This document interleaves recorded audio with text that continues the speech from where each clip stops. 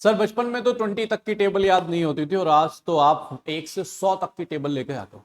100 तक की टेबल क्या सच में पॉसिबल है सर याद करना? तो आज हम लोग यहाँ पर सीखने वाले हैं जितना भी हमारे बैंकिंग के एग्जाम के लिए, एसएससी के एग्जाम के लिए जो भी कैलकुलेशंस से जरूरत पड़ेगी हमें 1 to 100 तक के टेबल्स की, उनको हमें डायरेक्ट कैसे कैलकुलेट करना है उसको हम लोग आज यहाँ पर सीखें।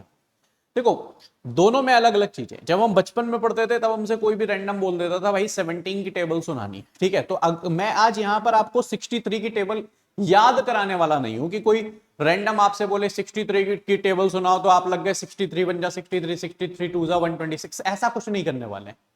हम यहां पर बेसिकली ये समझने वाले हैं कि जब हमें नीड होगी किसी भी टेबल को कैलकुलेट करने की तो हम उसे तुरंत कैसे कर पाएंगे, हम उसे ओरल कैसे कर पाएंगे। ऑलराइट, और उसके लिए मैं कहूंगा आपको मिनिमम 9 तक की टेबल तो आनी चाहिए। और ये मैं मांग के चल रहा हूं कि 9 तक की टेबल तो तुमको आती ही होगी, क्योंकि अगर 9 तक की टेबल भी नहीं आती है भाई मेरे, तो फिर तो बहुत दर्द है। क्यों? क्योंकि आगे चल के शादी होगी, बच्चे होंगे, उनको टेबल सिखानी पड़ेगी, तो सीखना तो पड़ेगा। तो आप सिर्फ 9 तक की टेबल को याद कर लीजिए। ऑलराइट, बाकी मैं सिखा देता हूं सारा का सारा कि आप कैसे कर सकते हैं। तो आज हम लोग 1 से 100 तक, इनफैक्ट आप अगर अच्छे से चीजों को समझते हो तो आप ये मान के चलें कि आप 100 नहीं, आप कितनी भी आगे तक के नंबर्स को बहुत आसानी से यहां पर कैलकुलेट कर सकते हो, ठीक है। बस आपको छोटी छोटी सी चीजें पता होनी चाहिए। जैसे मैं आपसे बोलूं 6 8 का कितना होता है तो आपको पता होना चाहिए सर ये 48 होता है, ठीक है। मैं आपसे बोलूं 7 9 का कितना होता है तो आपको पता होना चाहिए ये 63 होता है। एंड मुझे लगता है कि इतनी चीजें आप लोगों को डेफिनेटली पता होंगी। ऑलराइट, चलो अब यहां पर आपको थोड़ा थोड़ा सा चीजें ना एडिशन एंड ऑल भी समझना है कि 12 + 4 16 होता है, 16 + 8 20 होता है ना। और जब भी हमें कुछ ऐड करना होता है, जैसे मैं रैंडम पूछूं कि 22 में 7 ऐड करेंगे कितना होगा, तो हम लोग ऐसे करते हैं 23 24 25 26 27 28 ऐसे करने लगते हैं ना। बेसिकली हुआ क्या कि भगवान ने ये उंगलियां 10 बनाई थी, इनके बीच में ये जो आप देख रहे हो ना ऐसे लाइनिंग डल रखी है, ये लाइनिंग का कोई था ही नहीं भगवान का कि ये लाइनिंग बीच में डालनी। फिर उन्हें एकदम से पता चला अरे नीचे जाके तो इन्हें कैलकुलेशन करनी है, इन्हें तो 37 में 4 जोड़ना होगा, 37 में 9 जोड़ना होगा। बेचारे क्या करेंगे तब, है ना।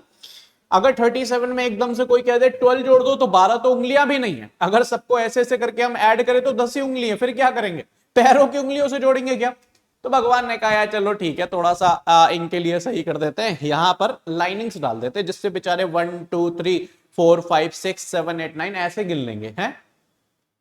ऐसा ही अगर करने वाले हैं ना तो एग्जाम तो कभी जिंदगी में क्लियर नहीं होगा, ठीक है। हमें तुरंत का तुरंत दिमाग में इन सब चीजों की प्रैक्टिस थोड़ी सी करनी होती है। प्रैक्टिस कैसे करते हैं सर, हम प्रैक्टिस करें कैसे? आप दिमाग की ना एक्सरसाइज करवाना शुरू करो, ठीक है। देखो होता क्या है ना, हम जितने आलसी हैं हमारा दिमाग उससे 4 गुना ज्यादा आलसी है। लेकिन जब हम एक्टिव होते हैं ना तो हमारा दिमाग भी उससे 4 गुना एक्टिव हो जाता है। मैं हमेशा ये एक एग्जांपल देता हूं कि मान लीजिए हमारा घर है ये, ठीक है। मेरी आर्ट एक तो बहुत ही ज्यादा अच्छी है, तो ऐसे कर लेते हैं, ये घर है, इसमें ये फर्स्ट फ्लोर है और ये ग्राउंड फ्लोर है ना। ग्राउंड फ्लोर में पापा बढ़िया चाय पी रहे हैं, आराम से चाय पी रहे हैं, ठीक है। न्यूज़पेपर पढ़ रहे हैं बढ़िया से, ठीक है। अब हम यहाँ पर क्या है, हम फर्स्ट फ्लोर में अपना बढ़िया मोबाइल में डिंग डोंग चल रहा है हमारा, है ना, मैसेजिंग मैसेजिंग, हाँ ठीक है। अब पापा ने आवाज मारी कि मैं अपना ही एग्जांपल ले लूं, है ना। पापा ने आवाज मारी शुभम, मैं कहा हाँ पापा बोली। तो उन्होंने बोला ऐसा करना, जब नीचे आना तो यहां पर ना ड्रॉअर में एक बुक रखी हुई है, इसको ले आना। मैंने कहा ठीक है। लेकिन हम कहां लगे हैं, हम तो बस लगे हुए पूरा, है ना, पूरा का पूरा जो दिमाग हमारा लगा हुआ है वो किसमें लगा है, वो चैटिंग में लगा हुआ है। अब जब हम नीचे आएंगे, मैं डैम श्योर आप सभी लोगों की बात कर रहा हूं, 99% लोग जो होंगे वो बिना बुक लिए नीचे आ जाएंगे, है ना। अब सारे लोग जितने भी लोग हैं जो ऐसी उसमें स्थिति में आते हैं, ऐसी कंडीशंस में आते हैं, उन्हें कहीं ना कहीं लग रहा होगा यार यहां तो हमारी बात चल रही है, नहीं। तो 99% ऐसे चांसेस है कि भाई हम बुक लेके नहीं आएंगे। 1% ही है कि कोई बिल्कुल बहुत अच्छा बच्चा हो तो हाँ ठीक है बुक लेके आ गया, है ना। अब पापा के पास 2 कंडीशन बन रही है, क्या? एक तो पापा ये कह दे, क्या कह दे कि ऐसा है, चलो अब बेटा नीचे आ गए हो, ठीक है, अब नीचे आ ही गए। क्योंकि आजकल के पापा ना थोड़े से शांत होते हैं।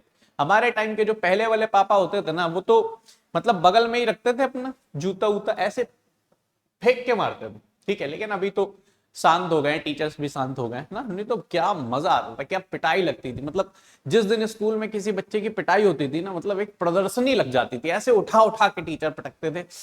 लेकिन अब चलो, अब तो वो दिन ही नहीं रहे। आओ यहाँ पे आते हैं कंडीशंस पे।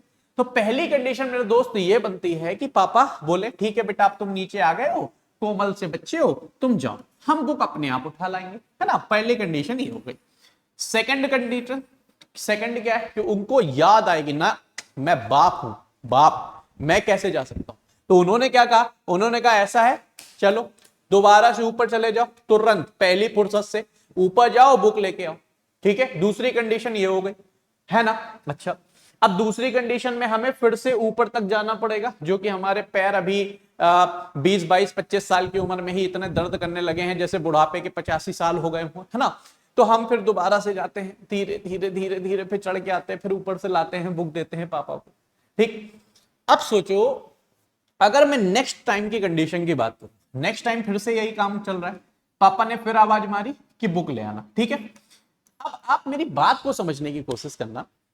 अगर पापा ने पहली कंडीशन रखी होती, मतलब पहली बार जैसा रखा होता कि भाई वो खुद ही बुक लेने चले गए होते, ठीक है, तो दूसरी बार भी मैक्सिमम पॉसिबिलिटीज ये बनेंगी कि वो जो बच्चा है ना, वो बुक लेके नहीं आएगा, उसको फिर भूल जाएगा, वो बुक लेके नहीं आएगा, वो फिर से भूल जाएगा बुक लाना। ठीक है, लेकिन अगर पापा ने ये किया होगा ना, जा दोबारा चल जा ऊपर चढ़ के दोबारा से बुक लेके आ, ठीक है, और एक दो चमाट भी लगा दियो अगर, ऑलराइट, हमें दोबारा काम करना पड़ा है ना, तो इस बार 100% हमारे दिमाग में रहेगा कि पापा ने बुक मंगाई है भाई, ठीक है, तो बुक लेके चलना, ही तो पापा तो बैंड बजा देंगे, है ना। तो हम 100% चांस है कि हम यहां पर बुक लेके। तो ये मैं एग्जाम्पल तुम्हें क्यों दे रहा हूं, ये एग्जाम्पल मैं तुम्हें सिर्फ और सिर्फ इसलिए दे रहा हूं क्योंकि यहां पर जो हमारा माइंड है ना, वो भी सेम टू सेम ऐसा ही काम करता है। इसकी जो स्टोरिंग कैपेसिटी है, साइड में एक जगह स्टोरिंग कैपेसिटी होती है, उसमें जंग लग चुकी है। क्यों? क्योंकि हमें बचपन से ही कैरी लिखने की आदत हो गई है। कुछ भी हो हम साइड में ऐसे कैरी लिख लेते हैं, ऐसे हर चीज हम लिख लिख के ही करते हैं, और इसमें हमारी प्रॉब्लम नहीं है, हमें बचपन से सिखाया गया कि भाई कैरी लिखना है। अगर हम कोई क्वेश्चन ट्रिग्नोमेट्री का सॉल्व कर रहे होते थे तो हम ऐसे यहां पर अगर फॉर्मूला नहीं लिखते थे तो हमारे उसमें भी मार्क्स को डिडक्ट कर लिया जाता था, और एकदम से अभी हमसे बोला जा रहा है क्या कि भाई कुछ लिखना नहीं है, सारा कुछ विदाउट पेन करना है। तो थोड़ा सा चेंज होने में प्रॉब्लम होती है ना।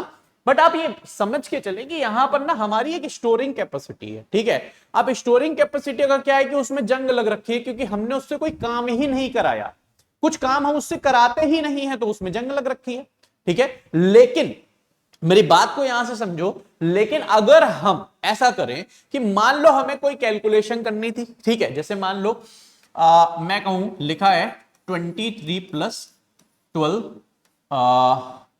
प्लस 13 माइनस, चलो ऐसा नहीं, ऐसा लिखा है 23 multiply by 3 plus 6 multiply by 4, ऐसा लिखा हुआ।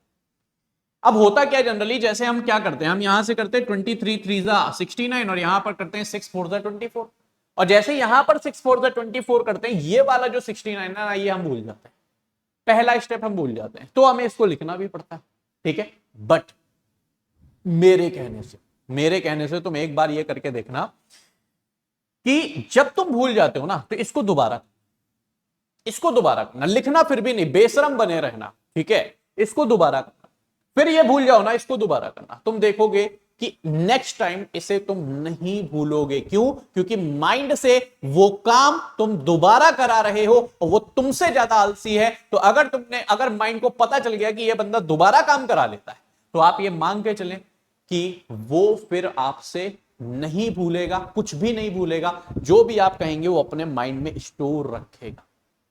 तो एक तो आपको सबसे पहले ये समझना, ठीक है। फिर आपको क्या करना है, शाम को रात में सोते वक्त सिर्फ और सिर्फ 5 मिनट अपने दिमाग की एक्सरसाइज करनी है। एक्सरसाइज कैसे करनी, हमने अपना कैलकुलेटर खोल लिया मोबाइल में, कैलकुलेटर मोबाइल में खोल लिया, क्लियर।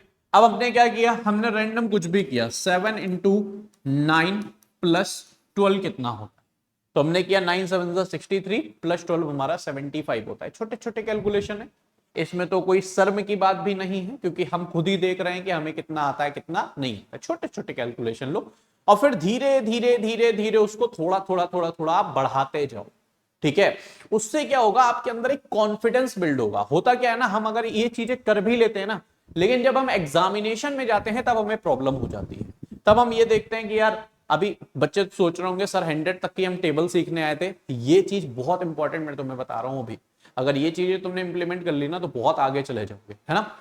तो यहां पर क्या है मेरे दोस्त की, ये चीजें जब आप करना शुरू कर देते हो ना तो आपका माइंड वैसे ही प्रोसेस करने लगता है और एग्जाम में कॉन्फिडेंस आता है। अदरवाइज आपको खूब पता है ये चीज, बट फिर भी एग्जाम में आप लिख के करते हो इस चीज को, ठीक है। तो इस चीज को भी आप लोगों को अपना ध्यान रखना है, ठीक है। अब देखो, एक तो मैं डायरेक्ट प्रोसेस बता दूंगा कि डायरेक्ट आप मल्टीप्लाई कैसे कर सकते हो, लेकिन कुछ कुछ ऐसी चीजें हैं जो मैं और बता देता हूं।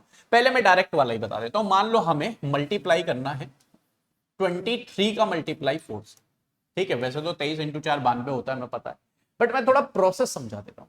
बेसिकली ये हमारा ना ब्रेक हो जाना चाहिए और दिमाग में ही ब्रेक होना चाहिए, ठीक है। जैसे वो नहीं होता, हमने मूवीज देखी है आयरन मैन, तो आयरन मैन में आयरन मैन होता है, एकदम से जब आयरन मैन उसे बनना होता है जल्दी जल्दी प्रोसेसिंग होती है, सब कुछ अपने आप लगना शुरू हो जाता है, ठीक है। तो वैसे ये भी अपने आप ही ब्रेक हो जाना चाहिए 20 + 3 और मल्टीप्लाई है जी किसका, 4 का। 4 2 8 यानी 80, यहां पर 4 इंटू 3 12।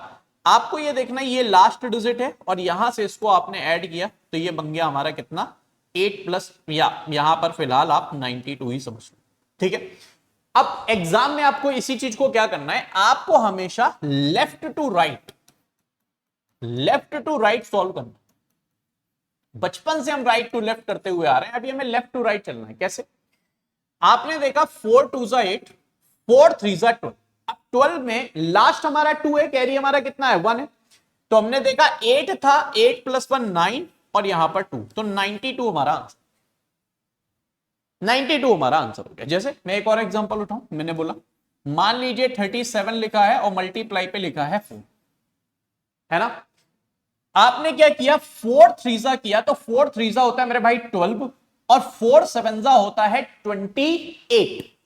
28 से 8 ले लिया और वहां पर 2 कैरी था, तो 12 + 2 हुआ 14 और यहां पर हुआ 8, यानी 148 इसका आंसर खत्म। यही चीज हमें दिमाग में करनी, सिर्फ और सिर्फ यही चीज हमें दिमाग में करनी। जैसे रैंडम कोई हमसे बोले 62 का मल्टीप्लाई भाई मेरे 6 से करके दिखाओ, कोई दिक्कत ही नहीं है भाई।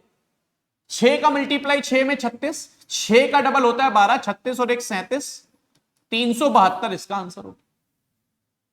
बहुत आसानी से आप ये, और ये डेली मैं प्रैक्टिस भी कराता हूं सुबह 9 बजे। सुबह 9 बजे मैं सारी की सारी ट्रिक्स की प्रैक्टिस कराता हूं। आपको ये लिंक भी मेरे टेलीग्राम ग्रुप में मिल जाती है, डेट इज कैलकुलेटर आर्मी, ठीक है। हम आपसे बोले लिखा है 73 मल्टीप्लाई बाई 7, कोई दिक्कत ही नहीं है। 7 7 49, 7 3 21, तो 49 + 2 51, ठीक है। तो यहां पर 511 इसका आंसर हो जाएगा। क्लियर है। जैसे मैं कोई भी रैंडम उठा लू, मैं कहूं 49 मल्टीप्लाई बाई 4 लिखा है।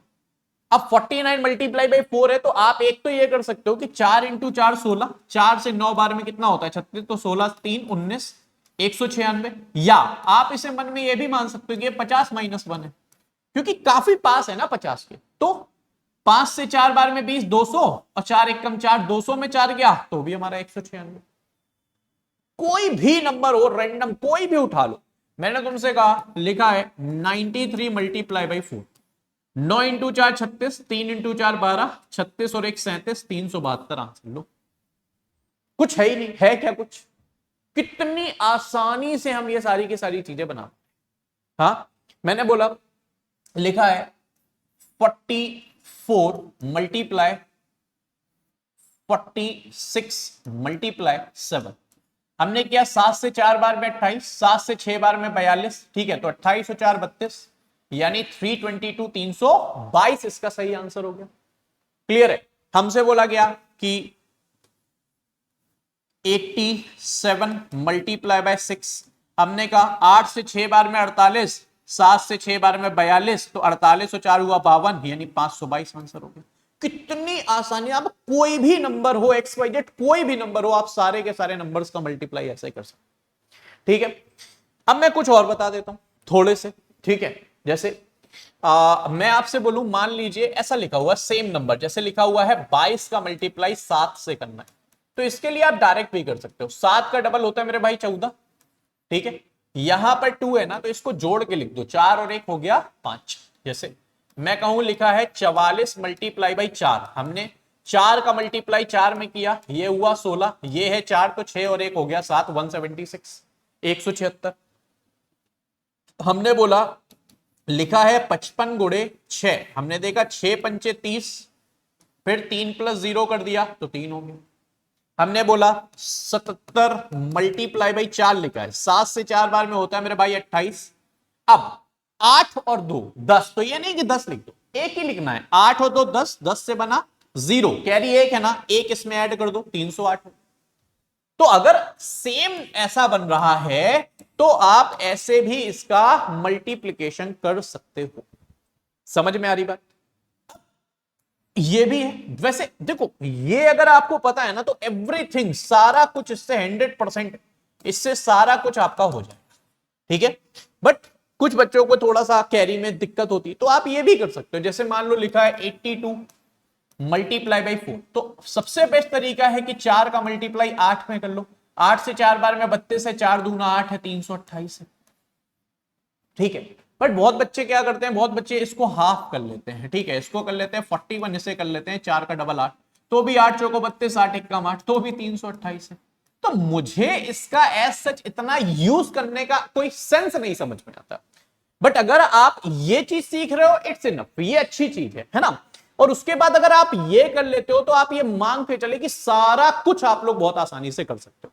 ऑलराइट, अब मैं कुछ होमवर्क के लिए आपको क्वेश्चन दे देता हूं। मैं चाहूंगा कि सारे बच्चे इसका कमेंट बॉक्स में आंसर भी करेंगे। जैसे 54 इंटू 6 है, ठीक है, पहला क्वेश्चन। दूसरा है 94 मल्टीप्लाई बाई 3। तीसरा क्वेश्चन है 87 मल्टीप्लाई बाय 4। चौथा क्वेश्चन 46 मल्टीप्लाई बाय 8। तो ये क्वेश्चंस आपके HW क्वेश्चंस है, जिनके आंसर मैं चाहूंगा आप लोग सारे लोग कमेंट बॉक्स में करें। बाकी अगर आपको मुझसे कोई बात करनी है तो आप कैलकुलेटर आर्मी ग्रुप को ज्वाइन कर सकते हैं। साथ में एक आपके लिए इंपॉर्टेंट अपडेट की, ये वीडियो मैंने कराया है जिसमें मैंने ऐसी ही कैलकुलेशन की 100+ ट्रिक्स को डिस्कस किया है। इसका वीडियो आपको, इसकी जो लिंक है वो डिस्क्रिप्शन बॉक्स में भी मिल जाएगी, या आप सिंपली सर्च कर सकते हैं यूट्यूब में, calculation tricks by Shubham sir Careerwill. Again I am repeating, calculation tricks by Shubham sir Careerwill. आपको ये वीडियो मिल जाएगा और इस वीडियो में आपको इतनी सारी ट्रिक्स मिल जाएंगी। 3.5 से 4 घंटे का वीडियो है, आपको एक से एक शानदार शानदार ट्रिक्स यहां पर देखने को मिल जाएगी। ऑलराइट, उसके बाद अगर आप सच में चाहते हो बैंकिंग या इंश्योरेंस में जॉब लेना, तो आपका सबसे पहले फाउंडेशन क्लियर होना बहुत जरूरी है। फाउंडेशन के बाद आपका रिवीजन, देन आपकी प्रैक्टिस, मेंस, सारा कुछ आपको सिर्फ और सिर्फ इस बैच में मिल रहा है, जो है हमारा बैंकिंग फाउंडेशन बैच, जिसमें आपकी सारी की सारी banking as well as insurance exams की प्रिपरेशन कराई जा रही है, जिसकी ओवरऑल साल भर में वैकेंसी 60,000+ आती है। ये बैच आपको करियरविल एप्लीकेशन में मिल जाएगा। डिस्काउंट अभी भी इसमें एप्लीकेबल हो रहा है और ये आपको सिर्फ और सिर्फ 1599 रुपए में मिल रहा है।